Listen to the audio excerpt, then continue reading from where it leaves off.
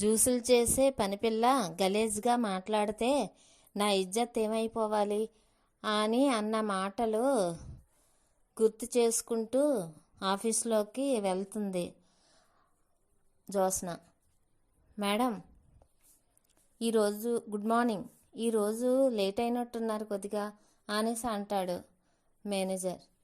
ఏంటి లేట్ అయితే గనక నన్ను నిండిట్టే బయటికి పంపించేస్తావా ఏంటి, ఆ లోపలికి రానివ్వా అని అడుగుతుంది Jyotsna. Sorry madam, coffee tea ఏమైనా కావాలా అని అడుగుతాడు. వద్దు అంటుంది. అయితే జ్యూస్ ఏమైనా ఇమ్మంటారా అని అడుగుతుంది. జ్యూసా, చి పోరా ఇక్కడి నుంచి అని గట్టిగా అరుస్తుంది. మేడం మేడం,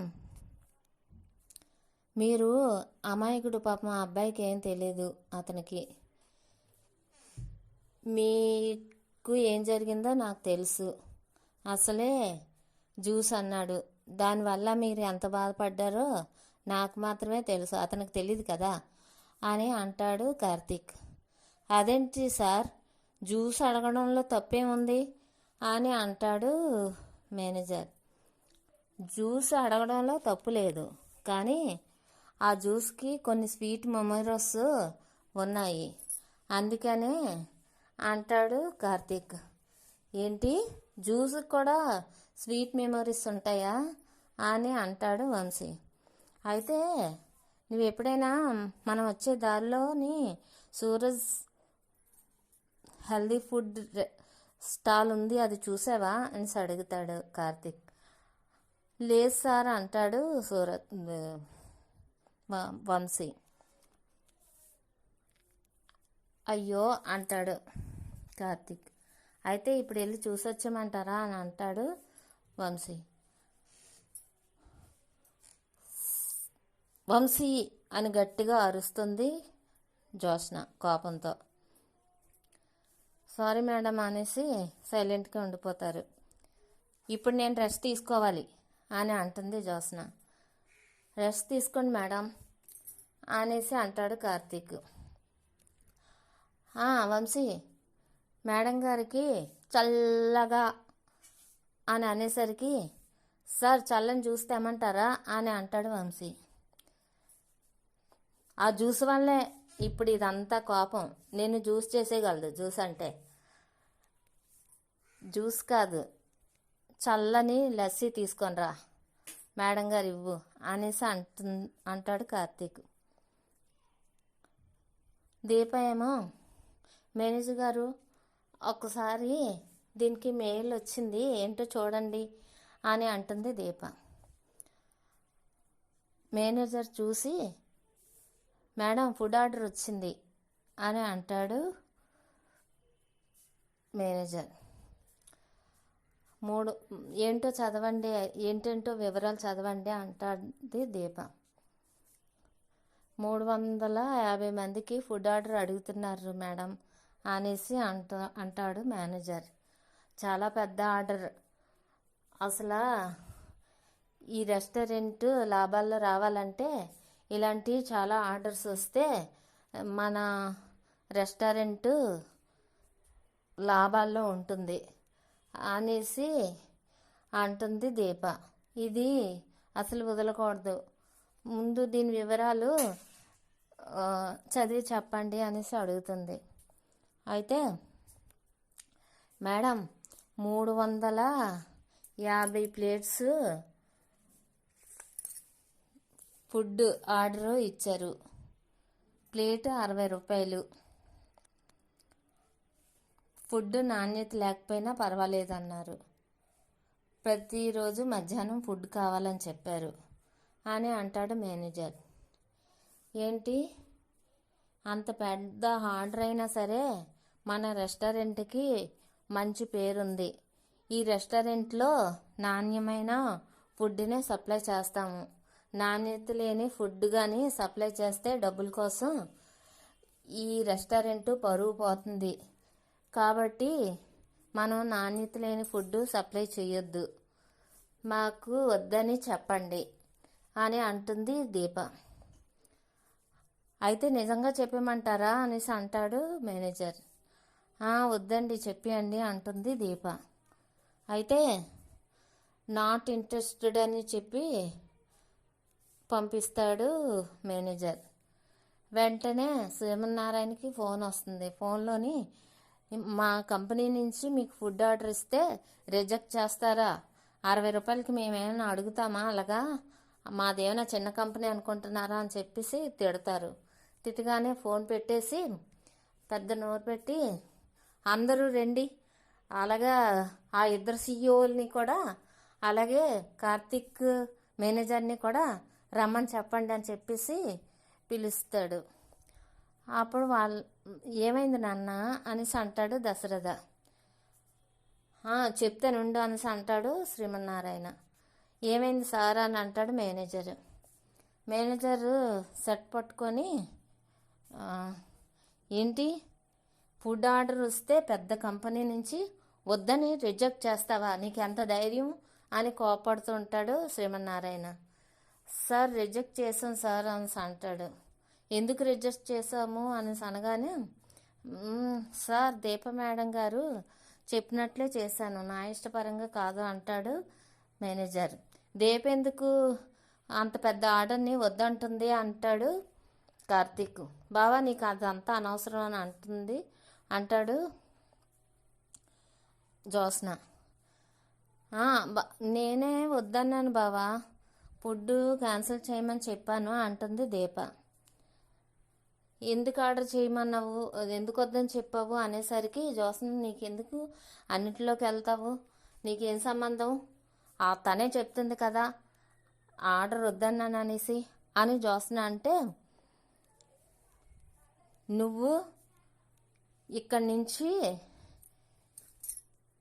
వెళ్ళిపో, అసలు ఇక్కడ ఉండకు.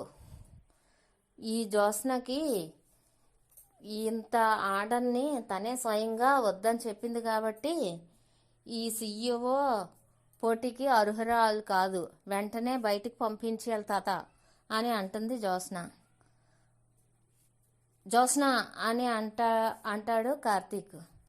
అవునరా, నేను కూడా అదే అంటున్నాను. నేను జ్యోత్స్న అభిప్రాయాన్ని గౌరవిస్తున్నాను, తనతో ఏకీభవిస్తున్నాను. ఎందుకంటే ఇంత అసలు ఇంగ్లీష్ రాకపోవడానికి కారణం కాదు, ముందు తను ఒపీనియన్ ఎవరినైనా అడిగైనా తెలుసుకొని చెప్పాలి. కానీ తను సీఈఓ అనేసి గర్వంతో వద్దని చెప్పింది. అది అంత పెద్ద కంపెనీ. ఆ కంపెనీ వాళ్ళు నాకు ఫోన్ చేసి, అసలు మీకు ఎంత ధైర్యం, మేమేమైనా 60 రూపాయలకు అడుగుతామా, 160 రూపాయలకు అడిగితే 60 రూపాయలకు అడుగుతాం అంటారా? అలాంటి ఈసారి నుంచి మీకు ఇంకెప్పుడు ఫుడ్ ఆర్డర్ ఇవ్వమని చెప్పి ఫోన్ పెట్టేశారు. అసలు ఏంటి మీ వ్యక్తిగత ప్రాబ్లమ్స్ వల్ల తలదించుకున్నది ఎవరు? నేను. ఈ జ్యోత్స్న రెస్టారెంట్ ఎవరిది? నాది. కానీ నాకు పరువు పోయింది ఎవరికి? నాకే అని అంటాడు శ్రీమన్నారాయణ. అసలు నీకెవరిచ్చారు అధికారం రిజెక్ట్ చేయడానికి అనేసి, నువ్వు ఎందుకు చేస్తావు, ఇంకొకరిని అడగాలని తెలీదా? అయినా సరే ఒకవేళ ఇంగ్లీష్ ప్రాబ్లం అయితే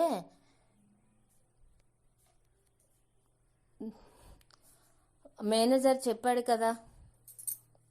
మేనేజర్ అంటాడు, నేనేమో చెప్పాను మేడం గారికి 60 రూపాయలు ఫుడ్ ఆర్డర్ ఇచ్చాను అనేసి అంటే, లేదు 160కి ఇచ్చారు అనేసి అంటే, వద్దు 200 అయితేనే కావాలి, అంతకంటే తక్కువైతే మన రెస్టారెంట్ లాభాల్లో ఉండదు, నష్టం అయిపోద్ది అని చెప్పి రిజెక్ట్ చేశారు మేడం అనేసి అంటాడు.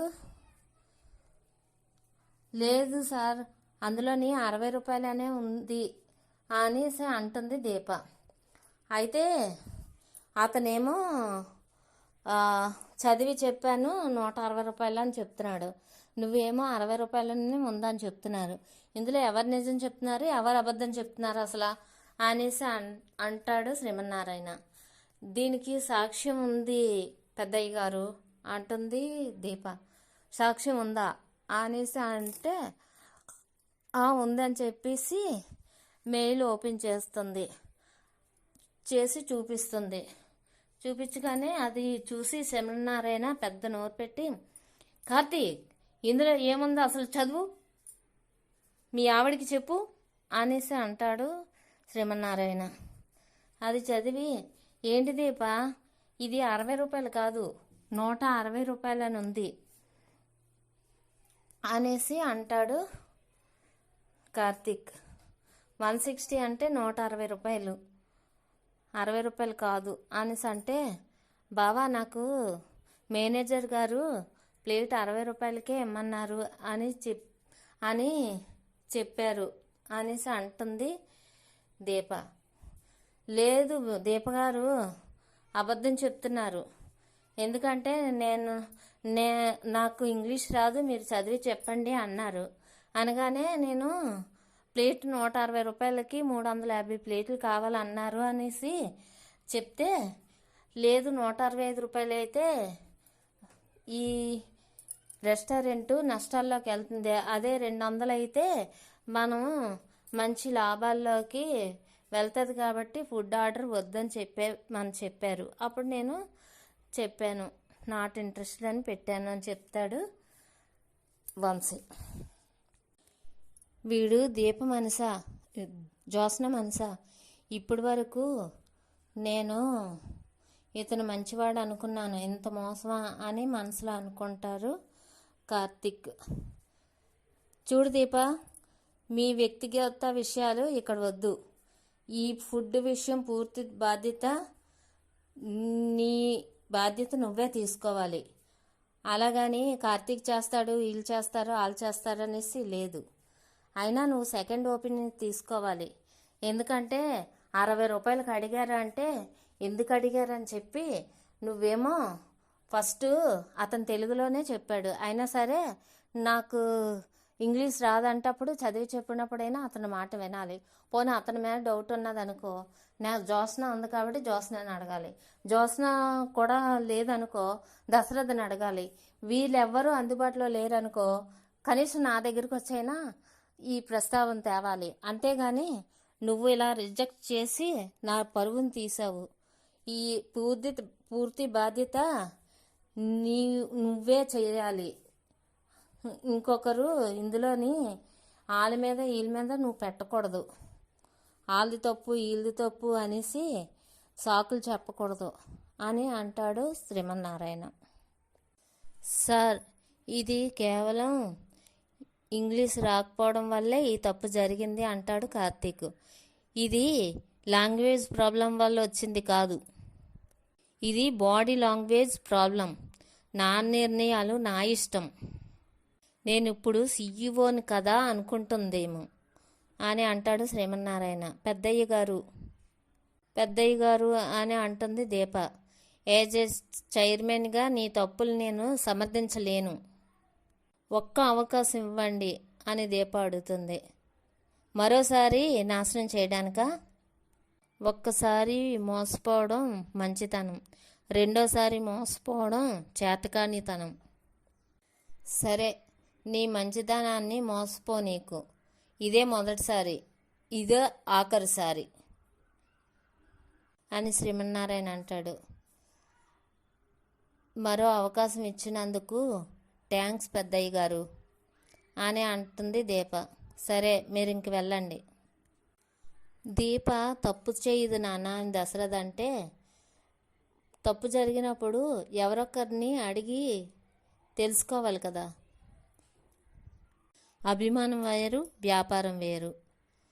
అభిమానంతో వ్యాపారం చేయొచ్చు, కానీ వ్యాపారంతో అభిమానం చేయకూడదు. తప్పు ఎవరు చేసినా శిక్షించాల్సిందే అంటాడు శ్రీమన్నారాయణ. నువ్వు తెలుసుకో అని అంటాడు శ్రీమన్నారాయణ. దీపది ఏమీ తప్పులేదు, జ్యోత్స్న వంశీతో ఆడిస్తున్న నాటకం అని అంటాడు కార్తీక్.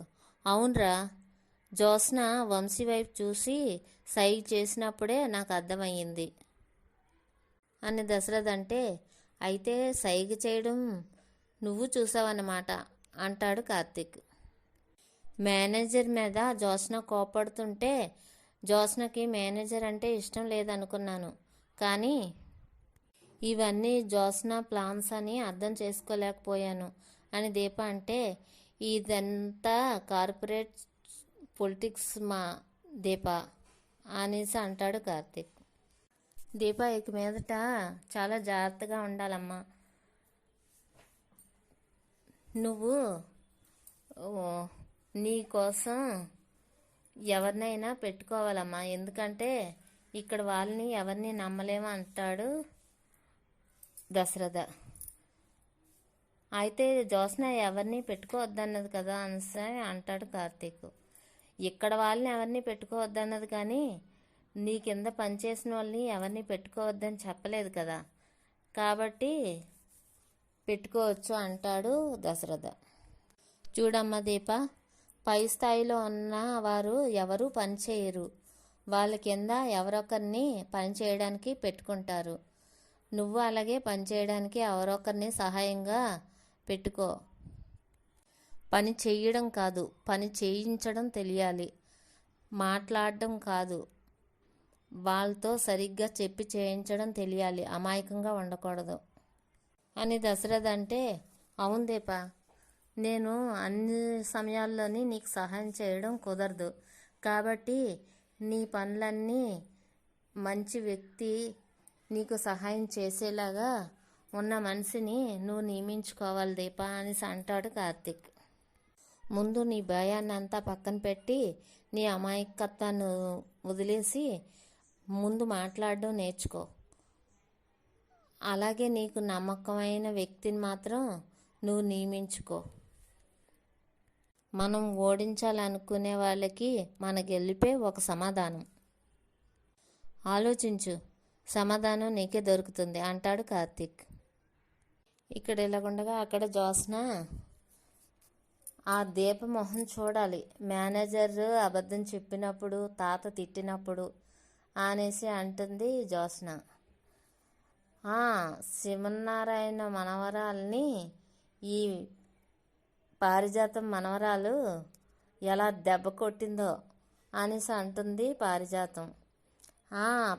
ఆ తాత తిట్టినప్పుడు దీప మొహం చూడాలి, నువ్వు చూసుంటే చాలా నవ్వుకుంటావు గ్రాని.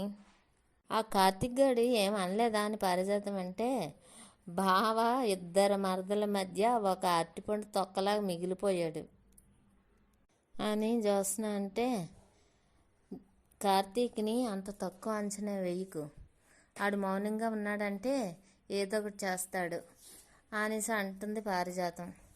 వాడేం చేస్తాడు, చదువురాని మొద్దుతోటి ఏం చేయగలడు? ఇది కుస్తీ పోటీలు కాదు, CEO పోస్టు.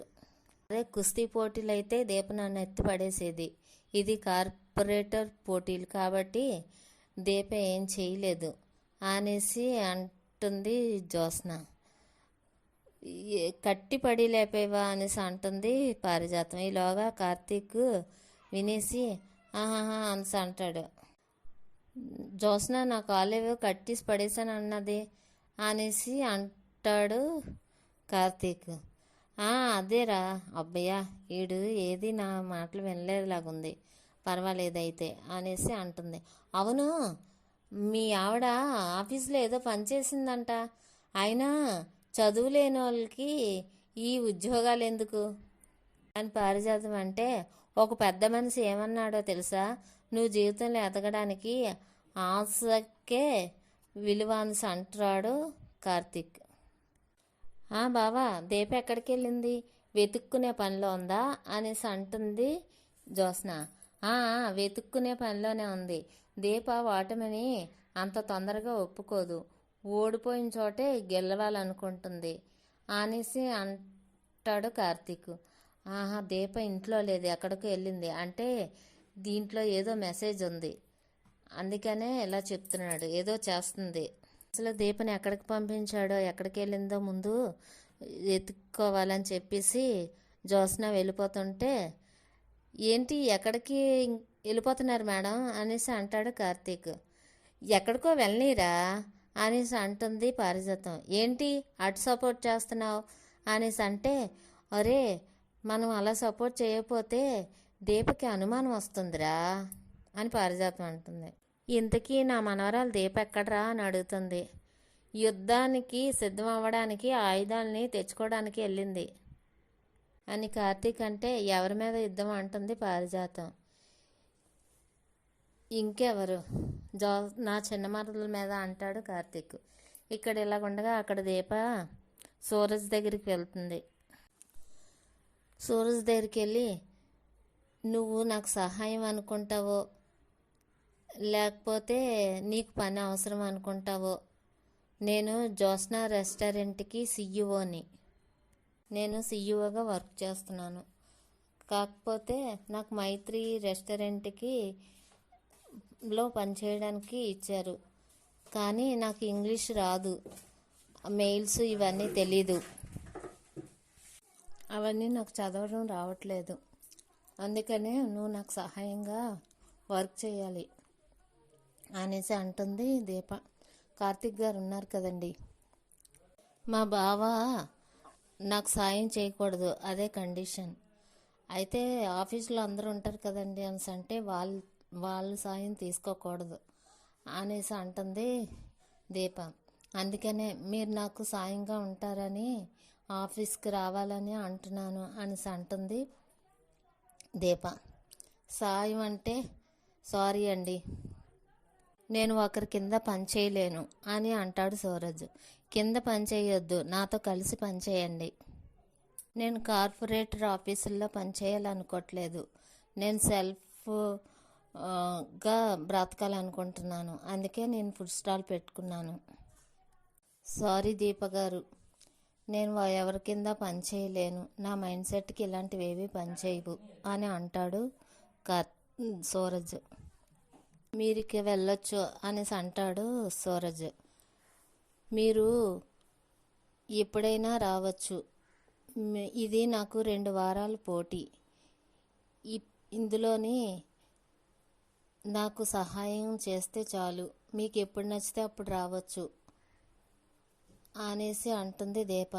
సారీ అండి దీప గారు, సారీ అండి, నేను కార్పొరేటర్ జాబుల్లో కనుక చేరితే నేను వదిలేద్దామనుకున్నా అది నన్ను వదలదు. నేను ఒక లక్ష్యంతో పనిచేయాలనుకుంటున్నాను. సారీ అండి, నేను గెలుస్తానో ఓడిపోతానో తెలీదు, కానీ నాకు నచ్చినట్లే చేస్తాను అని అంటాడు సూరజ్. ఇది కూడా మీకు నచ్చినట్లే చెయ్యండి. సారీ మేడం, మీతో కలిసి నేను పని చేయలేను, హెల్ప్ చేయలేను అనేసి అంటాడు సూరజ్. నేను ఇలాంటిది ఏదో చేస్తావనే అనుకున్నానే, నిన్ను ఫాలో చేసి వచ్చాను కాబట్టి సరిపోయింది. నువ్వు వాడు కానీ కలిస్తే ఈ సూరజ్తో కలిసి ఏదైనా స్కెచ్ చేస్తుందా? ఒరే సూరజ్, ఈ రోజుతో నీ పని అయిపోతుంది, నువ్వు నాకు చేసిన అవమానాన్ని నీకు ఎలాగా బుద్ధి చెప్తానో చూడు అని అంటుంది జ్యోత్స్న మనసులో. సారీ అండి, నన్ను క్షమించండి అని అంటాడు సూరజ్. పర్లేదండి, సరే, మీరు మీ ఇష్టాన్ని చెప్పారు అనేసి అంటుంది దీప. ఈ ఎపిసోడ్ ఇంతటితో ముగుస్తుంది.